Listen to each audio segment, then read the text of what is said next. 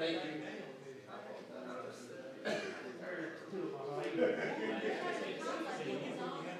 No, I don't think so. I don't like doing that.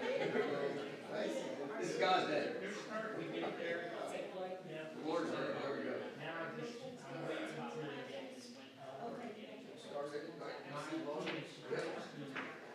All right.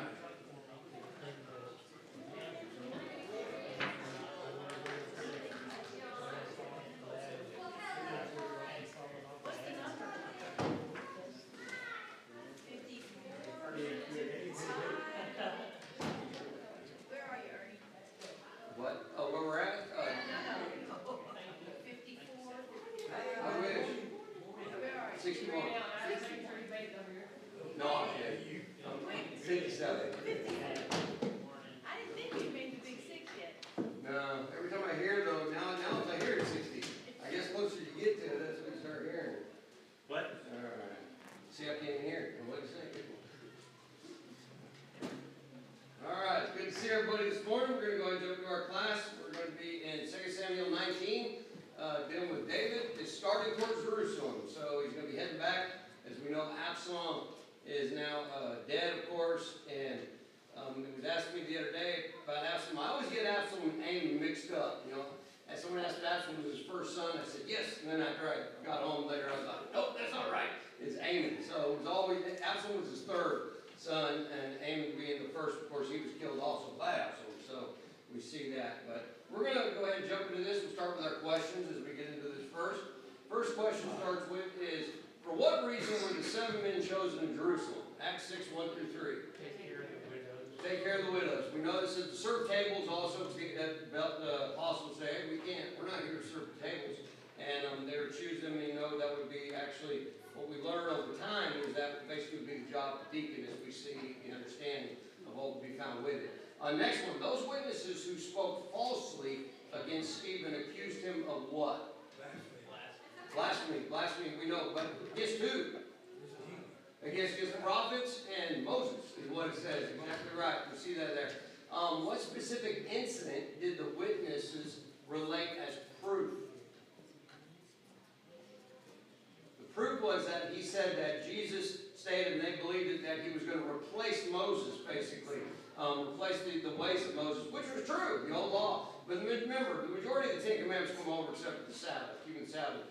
So it was true, but there was nothing wrong with that because that's exactly what was prophesied, what would happen. So really they're arguing with God, not with Stephen. Next one, name the structure used by the Israelites for God's dwelling in the desert. Who built, okay, first of all, yeah, name that one. Name the structure. What was it called? Tabernacle, that's right. Who built a more permanent structure in Canaan? Solomon, we know. Where does God really dwell? With the church, with his people, as we see and understand. It's very exactly right. All right, so the next one. When David fled Jerusalem, he had the ark of God and the priests, A, stay with him, or B, return to Jerusalem. He had to return to Jerusalem, exactly right.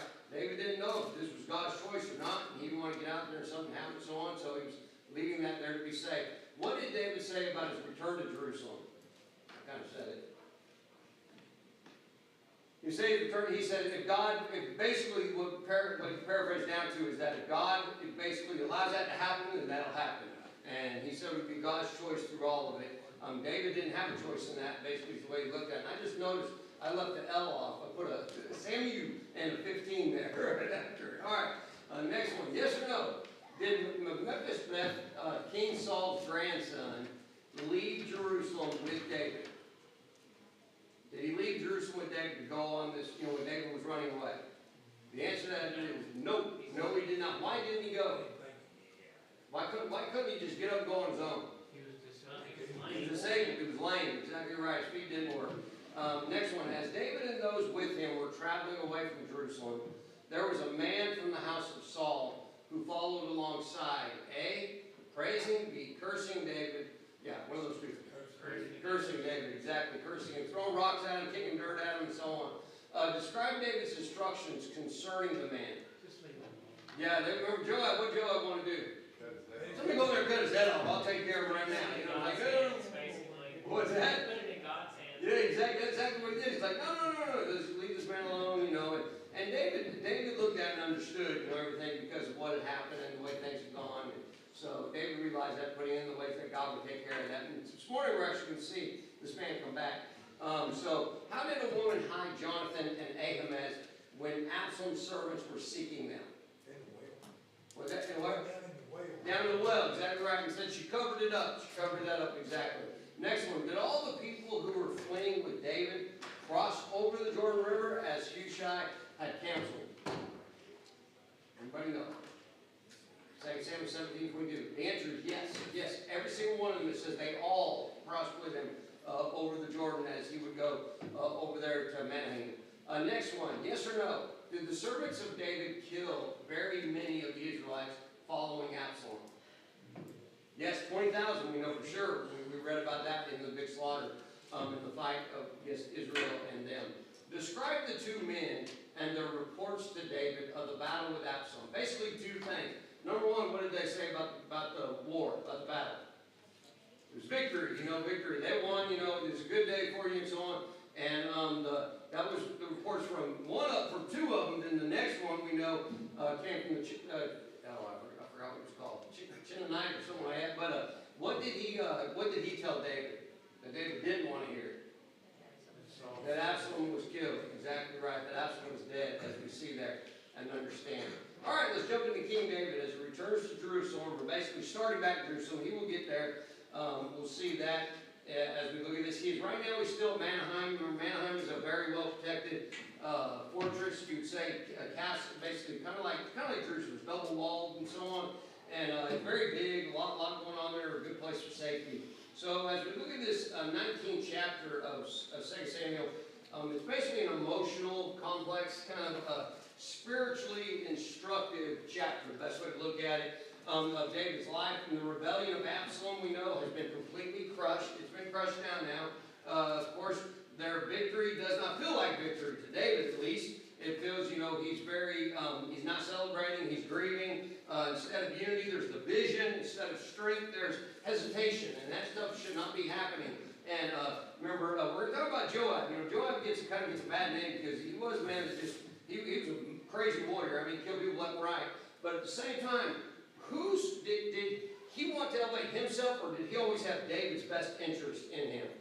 He always had David's best interest in him in a sense because of the way he reacted. We talked about that Wednesday night and the way he did things. And remember with Absalom, David was, we saw that he was mad about it. He said, I killed David. Basically, he didn't come out and say it, basically in a sense, I did it for you, and for our kingdom. And because there's no telling what Absalom would have done, if he would have been kept alive. Also, the people would have been kind of confused, what's happening here. Because now you kind of have, even though he wasn't anointed by God, he was anointed by the people, Absalom was. So you kind of have two kings. So in the midst of sorrow, confusion, broken relationships, the Bible tells us something powerful here, and that is David returns or starts back to Jerusalem. Jerusalem, of course, represents more than just a city. It's a symbolization of restoration for the people, and they see that many times. It talks about the authority calling. It's a place of God, and that's where God resides, the way that we look at it. And it's a chapter that teaches us about failure, grief, and conflict in this moment. So as we look at this, we're going to begin with this first part, a victory overshadowed by grief taking place in this moment. Once again, we're going to have David, but we're going to also, and it's about Absalom, but we're going to have Joab. Joab's going to come in. Joab's going to kind of, check David. Even though he's king, he's going to kind of wake him up, to what he needs to be doing. So someone who can, please read verses 1 through 4 for us, please. And Joab was told, behold, the king is weeping and mourning for Absalom. So the victory that day was turned into mourning for all the people. But the people heard it and said that day, the king is grieving for his son. And the people stole back into the city. And that day, as people who were ashamed, steal away when they flee in battle. But the king covered his face, and the king cried out with a loud voice, "Oh, my son, Absalom, oh, Absalom, my son, my son." Thank you. So, it's understandable that David's sad, right? Everyone agree with that? It's understandable. We talked about it a little bit Wednesday night. Yes, Absalom tried to kill David. He tried to take everything over. In fact, he was already in the process of doing all that. But still, it's his son, regardless. And, Joab was told about this. He said, hey, guess what? Go look at the king. He's weeping and mourning over Absalom. when it shouldn't be like that right now. I mean, yeah, he has to think about himself, but David needs to more be thinking about who? The people, the kingdom, man. Exactly right, because they're all looking at him right now to see what's going on. So David's grief over Absalom was real, as we said, it's deep in what we find there. Though Absalom had rebelled, he was still, as we said, David's son, and David cries out in this, and he says, "Oh my son," and there at the very end we see Absalom, "My son, my son." And if only, we saw last week, if only I had what in your place. If only I had died in your place, and that's what he really looked at that. So here we see a father's broken heart, but the problem is that the grief is overshadowing the victory that God has given Israel. Remember, this victory didn't just come to them because they were good fighters or great fighters or so on. It's because God was behind them. God was behind all this, wanting this to take place. And this should have reassured David, because remember, David's question was, does God even want me to be king anymore? And this should give him that answer, that without a doubt. Verse 2, as we saw there, as we see, the victory early in the morning, David's personal sorrow became a public burden. That cannot happen. A public burden. The people who risked their lives for him, they felt unappreciated, because remember, all these people that came with him, we saw all these soldiers that are there. You won the victory, yeah, Absalom's dead, but they restored what they needed to restore, getting David back to king. And there should be excitement about it, and it should be a time of victory and so on. And I'm sure I know this happened, of course, in our country, where there have been generals, generals of our country that had sons also serving, in the war, during World War II. And we see also, higher ranking officers, below that. But we're in charge of something, and their son dies, in war. Do they have to stop everything and take time to grieve that? I mean, of course they're going to grieve it, but they have to keep doing what? They have to keep fighting. They have to keep moving on. They have to be that example, of strength and so on. And it's a difficult situation to be in, I am sure, without a doubt. But we see that. So there are times, when grief is appropriate, without a doubt. But we must not allow it to blind us, from what God has done. Many times people allow grief to take over their life. And what I mean by that, I'm not talking about, after someone dies, a loved one, we have months, maybe a few months or so on, or even longer, grieving them. I'm speaking of the ones who never get past it, who just don't seem to get past it. The loved one that died would never want their loved one to live like that, to go like that through their life. And, they wanted to move closer to God. And what happens is sometimes when someone allows grief to just take them over, basically become their life, they actually move farther from God, is what ends up happening with that. And I'm not saying David is at that point yet, because he hasn't had any time really. He's only had a few days. We see for this to happen, and we see it, but God even makes it clear. Actually, David, we see Psalm chapter 30. Someone want to read this for us, please? Verse 5. For his anger is but for a moment, his favor is for life. Weeping may endure for a night, but joy comes in the morning. Thank you. So we see here that, there's a movement. That doesn't mean someone's going to get over something overnight, but you're moving in the direction that is getting you better, as we see through that. And people handle grief different, but the main thing is to understand not to let it control who you are or your life, as we find. Which now Joab's going to talk to David about that. Joab's going to rebuke him in a sense, and he's going to rebuke him. He said, "Look, there's a call to rise. You need to rise up. You get away from this weeping right now. And you need to move forward." Remember, David understood this. You think back when his first son died. We said with Bathsheba. We understand that, David was mourning. They could understand he was mourning, hoping God would change his mind, that he wouldn't die. And he did. And David, what did he do that day? He got up that day, took care of everything, removed, and went back to the people, working the way he should have been. That was a different situation, of course, but it's still kind of an idea of what we see. So here Joab's going to remind him of what he needs to be doing and who he is. If someone read that for us, please, verses 5 through 8. Then Joab came into the house to the king and said, "Today you have disgraced all your servants who today have saved your life, the lives of your sons and daughters, the lives of your wives, and the lives of your concubines, and that you love your enemies and hate your friends. For you have declared today that you regard neither princes nor servants. For today I perceive that if Absalom had lived and all of us had died today, then it would have pleased you well. Now therefore arise, go out and speak comfort to your servants.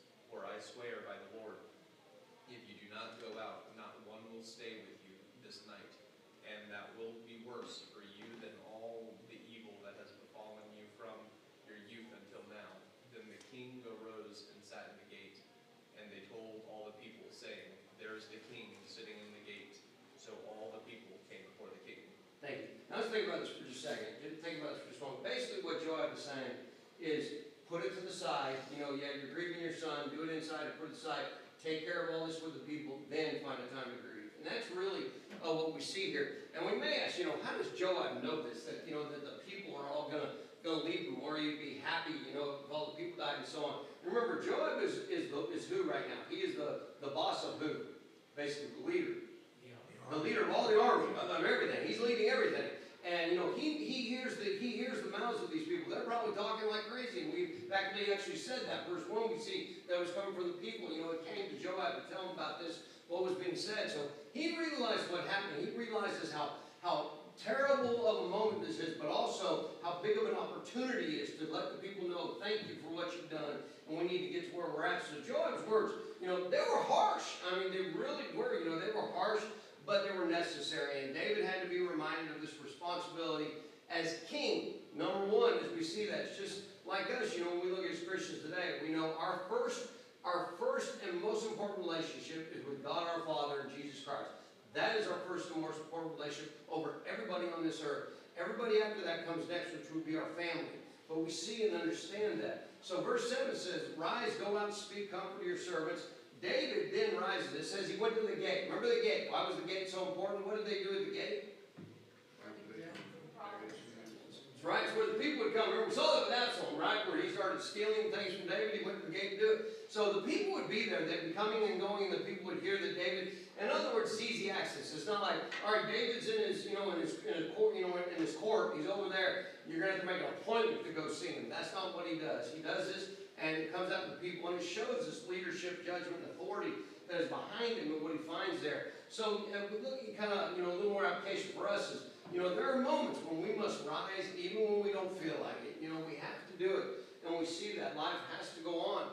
And we find this here. In fact, this verse here we see in Isaiah chapter 60, verse 1. Is someone going to read that for us, please? For your light has come, and the glory of the Lord has risen upon you. Thank you. So rise, shine. You know, that we see this importance that is with this. You know, the glory of the Lord has risen, you know, as we understand upon you. And this is what we see Isaiah talking about, the people, about getting back to where they needed to be during that time. The prophet, they're telling us. So spiritual maturity means responding to responsibility, not just emotion. You know, we have emotions. God made us like this. God made us to grieve. God made us to laugh. And what I mean is that's all created after him. And we see it's a part of it. We see God grieving in the Bible. We see God, you know, loving the Bible. Without a doubt, we see that. But at the same time, once again, this is the moment that David needs to take care of this other thing first, then move on from there. So with all this happening, there becomes a division. There becomes a division among the people with this taking place. The 2 Samuel 19, 9 through 10. You know, all this, and it makes sense. You know, you just had this horrible battle. Everything took place. Nobody should be happy of killing their own brethren, as we would say. But at the same time, these were all the people that tried to go against David. And now we find those living up to him. 2 Samuel tells us in chapter 19, verse 9 through 10, these words. If someone read this, please. Now all the people were in a dispute throughout all the tribes of Israel, saying, the king saved us from the hand of our enemies. He delivered us from the hand of the Philistines, and now he has fled from the land because of Absalom. But Absalom, whom we anointed over us, has died in battle. Now therefore, why do you say nothing about bringing back the king?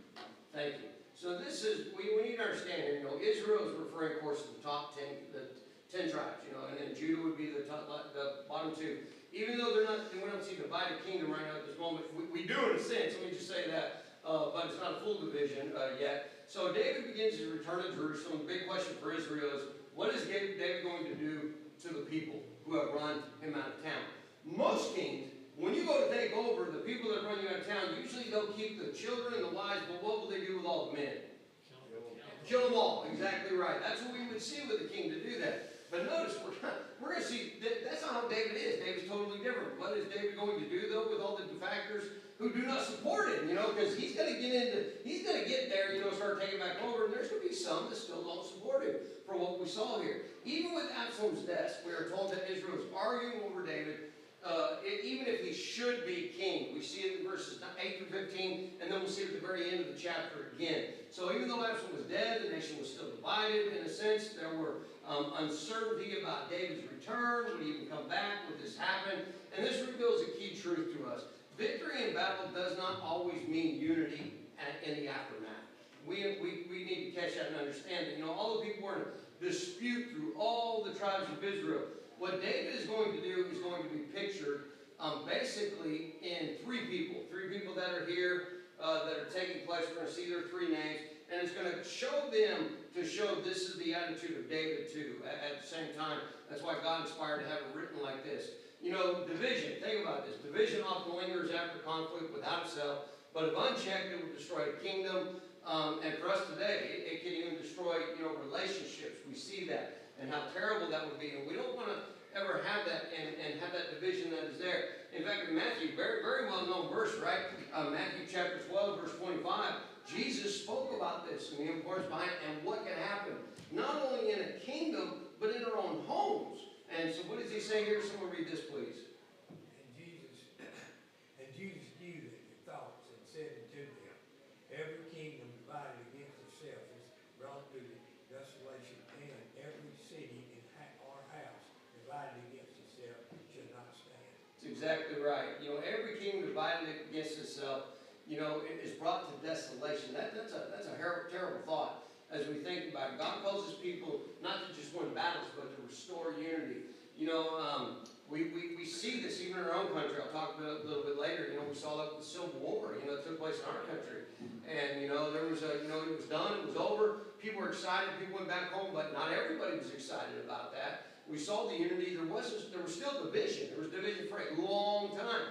There's still division today in this country over that, over the Civil War and other things that have gone on in our country, and we see that. And, this isn't what God wants. God wants everybody to be unified, but not unified just under a flag that we have in the United States of America, or stars and stripes, but he wants us to be united under who?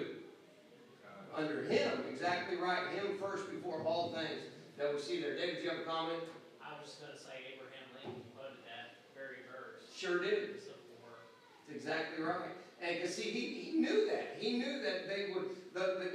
Here you have this United States, and it's really still still in its infancy. When you look at it back then, and you saw what was going to happen with it, what would take place, and he quoted that, wanting the people to wake up, to think those things that need to be done.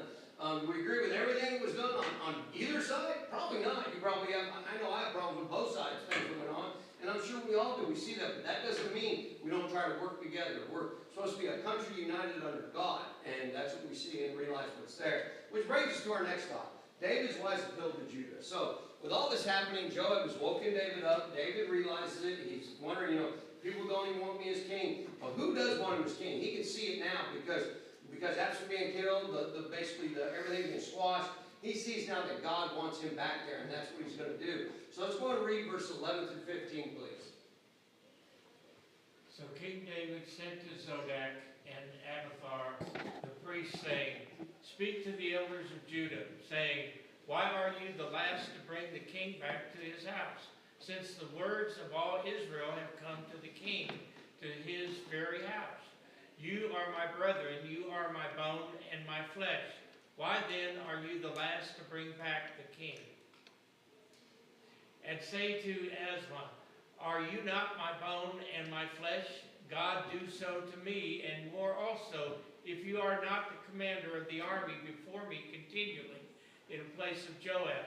So he swayed the hearts of all the men of Judah, just as the heart of one man, so that they sent this word to the king, return you and all your servants. Then the king returned and came to the Jordan, and Judah came to Gilgal to go to meet the king, to escort the king across the Jordan. Thank you. So as we see this here, David, it makes sense that David's going to reach out to Judah. Judah really hasn't been behind this, what's going on. And remember, when we look at the map, and I'll show you a map in a little bit, we think of David crossing the Jordan and over there as we see the Manaheim, that the Dead Sea's right there. Remember, he's in the southern region still. It's really where he's at, and as we find this. So you know, he says, you know, why are you the last to bring the king back to his house? He appeals to his relationship, the relationship that he had with Judah. Not just that he loved them and or cared for them, but he reminds them, you know, I'm from your tribe. You know, David was from Judah. Remember that. We see it and understand that. And he goes, you know, I was born in Bethlehem. We see the same thing, of course, with our Lord and Savior. You know, we see this. He goes, you know, I want you to think about this and realize that, you know, yeah, I love all of Israel, but you are my people. I mean, you are the ones as we see this happening. So he says, you're not just brethren, you're not just my brethren, but he said, you're my bone and my flesh. And that makes sense that we see that. So he appoints Massa. We look at this, we go, wait a minute, what's going on here? He appoints Massa, who was from Judah, over all the army now, instead of Joab. So he's trying to, in a sense, this is kind of like a peace offering. You know, you're saying, look, I'm not going to leave you guys outside of this. You're going to be a part of it. In fact, Massa that comes from Judah, he is now going to be over all that. So we see him extending this grace and leadership decisions with the people of Judah. We see David knows if he can basically get Judah back on his side, he can return to being king quicker than without. Remember, Judah is where it all started for David. What was the town? Remember the city where he started at? What would it start with an H? Okay. Hebron. There we go. Hebron. I knew someone would get as we see that. But it's interesting. Where did we see Absalom start at? Same place, you know, and we see it. So it was important to get Judah back behind him and to see all this is here. So it says he swayed the hearts of all the men of Judah. We see there in verse 14, just as the heart of one man, of one individual. So brought them all. That's talking about when you hear that, that means they are finally what together? They are unified. Exactly right. That of Judah is not all of Israel yet, Israel and Judah, but just Judah. So the leadership, what happens here is with David, the application kind of for us too today is leadership requires humility and reconciliation. You know, we need it. We see that. You know, if you ever, I just ask this, you know, do you hold a grudge? You know, is somebody here one that holds a grudge? Do we hold grudges? You know, we should be able to get over things very quickly and move on. And the way to do that is to repair it, not to let it go on, not to let you separate from that individual. Take care of it right away. Even if we have to be the one to give in, we see it and understand that. That's how Christians are supposed to be. And this is what we see with the people of Judah. They saw this, but so did David. David had a lot to forgive them for bringing Absalom into their fold, you know, as we see here with all this happening. So, for chapter 15, Proverbs 1, you know, very familiar verse. You may not know from me just saying that, but you'll notice as soon as we start to read it. Someone go ahead and read this for us, please. The soft answer turns away wrath, but a harsh word stirs up anger. Thank you. You know, and this is so true. And I don't know if I've said this before here. I've said it at other congregations, I think. But, you know, I remember, like I said, when I worked for the prison system, when I worked with a Texas Criminal Justice there, you know, when I made lieutenant, I was able to, you know, be, of course, everywhere all the time on the farm. But I dealt with more problems that were going on.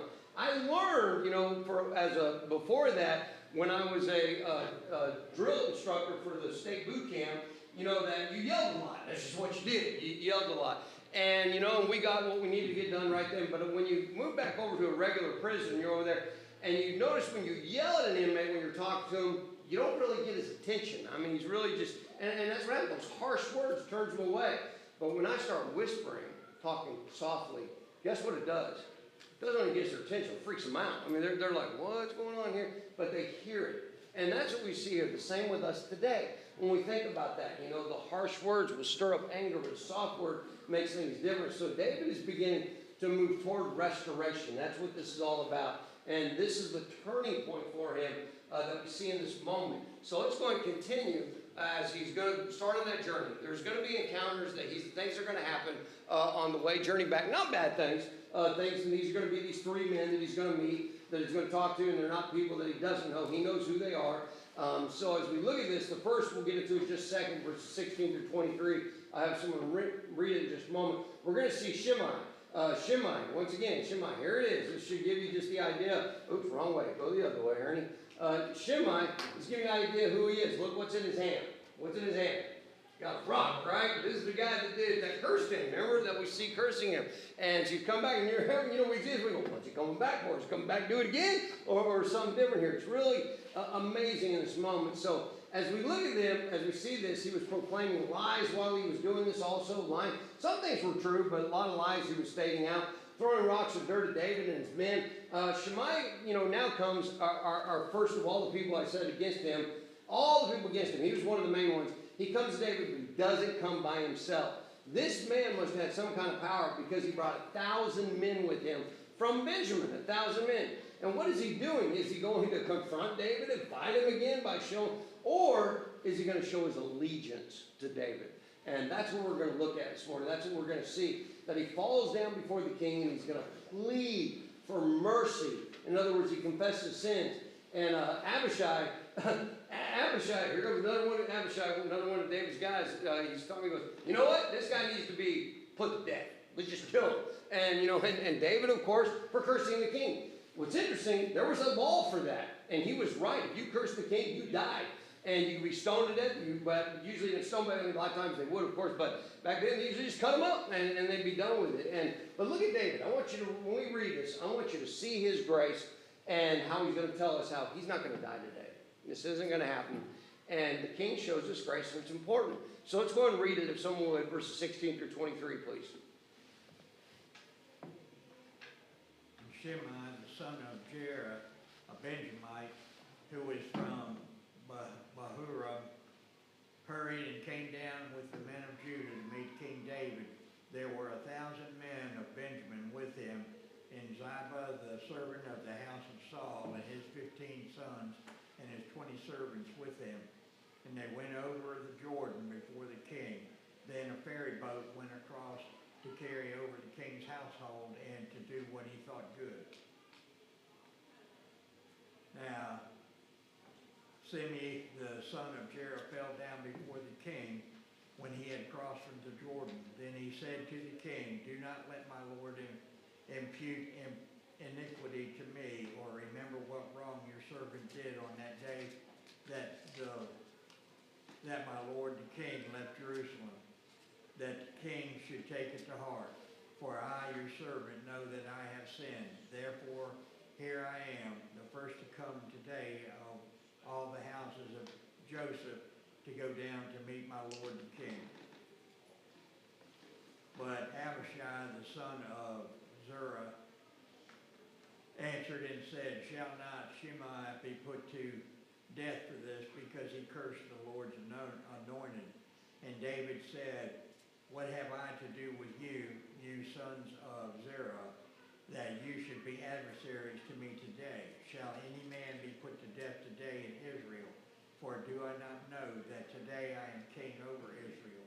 Therefore the king said to Shimei, you shall not die. And the king swore to him.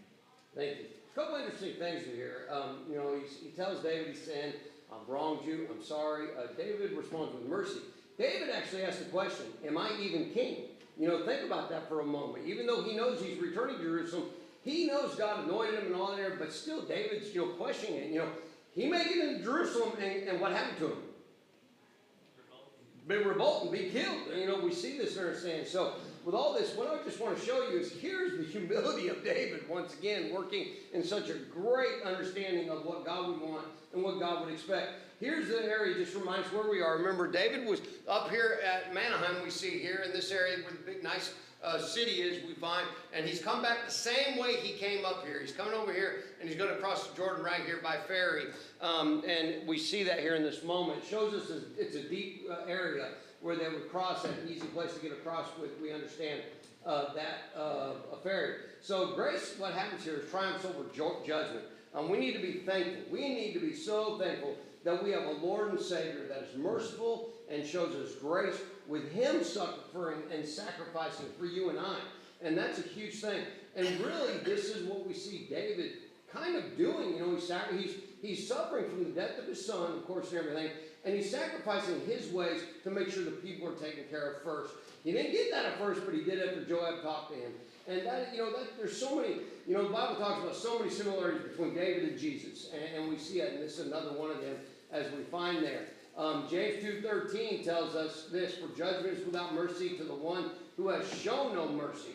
But notice what he says, mercy triumphs over judgment every time. David, go ahead.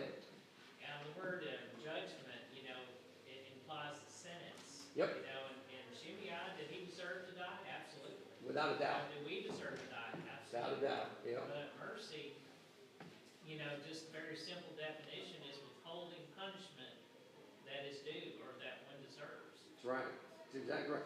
We should have all died for our sins, not Jesus. And we see that, and that's exactly the judgment of the Senate. But here's the other thing, God says he has a righteous judgment, and we need to think about that. And that's what this has to do with the mercy, the grace that's behind it.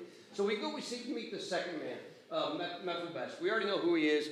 This is the same one, of course, that he could meet David in verses 24-30. David asked why he did not go with him, to go with him to Jerusalem.